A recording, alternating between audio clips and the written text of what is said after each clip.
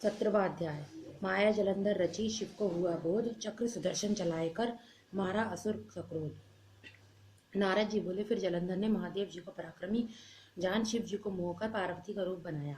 पार्वती को रथ के ऊपर बंधी और निशुंभादिक दैत्यों को मारने से रोती देख शिव जी व्याकुल हो अपने बल को भूल नीचा मुख करके खड़े रह गए। तब जलंधर ने 3 बाण शिव जी के सिर, छाती और पेट में मारे। विष्णु ने शिव को समझाया कि यह जलंधर ने माया रची है। फिर शिव जी ने भी माया करके भयंकर रूप धारण किया। महादेव जी का अति भयंकर रूप देखकर कोई दैत्य उनके सामने ना ठहर सका और वे दशों दिशाओं में भाग गए। महादेव जी ने शिव मनुष्य को शाप दिया कि तुम मेरे युद्ध में से भागे हो, इसलिए पार्वती के हाथों से मारे जाओगे। फिर जलंधर के पहने बाड़ों की वर्षा से पृथ्वी तल बाड़ों के अंधकार से ढक गई। जब तक शिव जी ने उसके बाड़ों को काटा, तब तक उस जलंधर ने नंदी के एक परिक को मार दिया। उसके लगने से बैल युद्ध में मारा गया, जो महादेव जी के खींचने पर भी ना रुका। फिर शिव जी ने भयंकर रूप धारण करके सूर्य के समान तेज वाले सुदर्शन चक्र को चला दिया। वह पृथ्वी आकाश को जलाता हुआ भूमि पर गिरा और विशाल नेत्र वाले जलंधर का सिर काट दिया।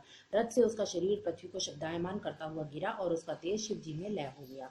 ब्रह्मादिक देवताओं को यह सब देख आनंद हुआ। शिव जी को प्रणाम कर देवता बोले, हे महादेव, आपने देवताओं का शत्रु के भय से रक्षा की है, परंतु एक बात पैदा हो गई है कि विष्णु वृंदा की सुंदरता से मोहित होकर उसकी चिता की रज में स्थित है। अब हम क्या करें?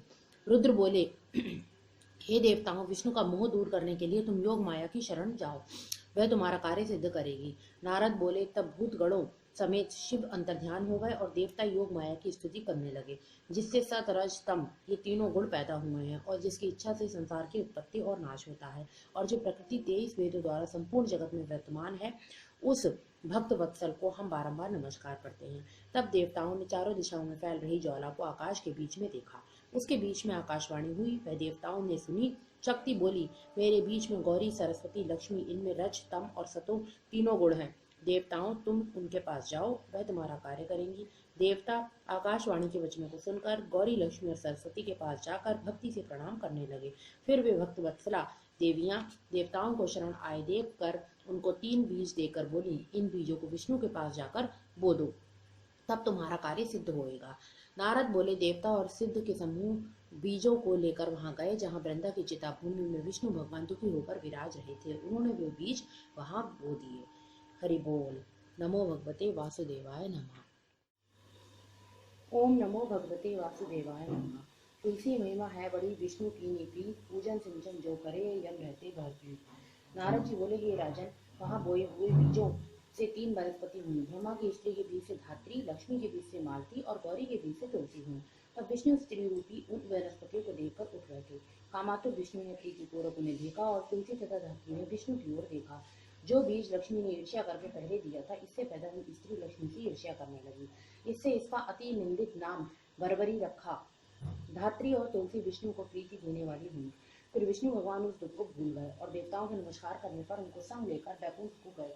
इसी से कार्तिक के उद्यापन में तुलसी के वृक्ष के पास विष्णु का पूजन होता है और वह विष्णु की प्रीति बढ़ाने वाली है। तुलसी वन तीर्थ सब पापों को हरने वाला और कामों को देने वाला है।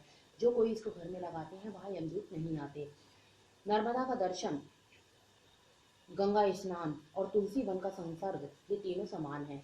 तुलसी के लगाने, पालने, पानी देने से, इस दर्शन और स्पर्श से मनुष्य की वाणी, मन और शरीर से हुए पापों का शमन होता है। जो तुलसी की मंजरी में से विष्णु और शिव का पूजन करते हैं, वे गर्भ में नहीं आते हैं।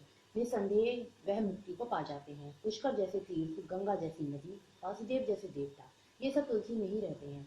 तुलसी की रज लगाकर प्राणों को छोड़ने वाले सैकड़ों पापों से युक्त होने पर भी यमराज उनको नहीं देख सकता है। तुलसी लकड़ी के चंदन को धारण करने वाले के शरीर को भी पाप स्पर्श नहीं करता है। हे राजन, जहाँ तुलसी की छाया हो, वहाँ श्राद्ध करना चाहिए, वहाँ अक्षय होता है। हे नरपोत्तम, आंवले की छाया में जो पिंड दान करता है, उसके नरक में पड़े पितृ भी तृप्त हो जाते हैं। हे राजन, माथे में, मुख में, देह में जो आंवले को धारण करता है, वह स्वयं ही हरि जानना चाहिए। आंवले का फल, तुलसी और द्वारिका की रज से ये जिसके शरीर में स्थित है, वह मनुष्य जीवन मुक्त हो जाता है। आंवले तथा तुलसी दल मिले जल में जब स्नान करता है, उसको गंगा स्नान का फल मिलता है। जो मनुष्य आंवले के पत्तों और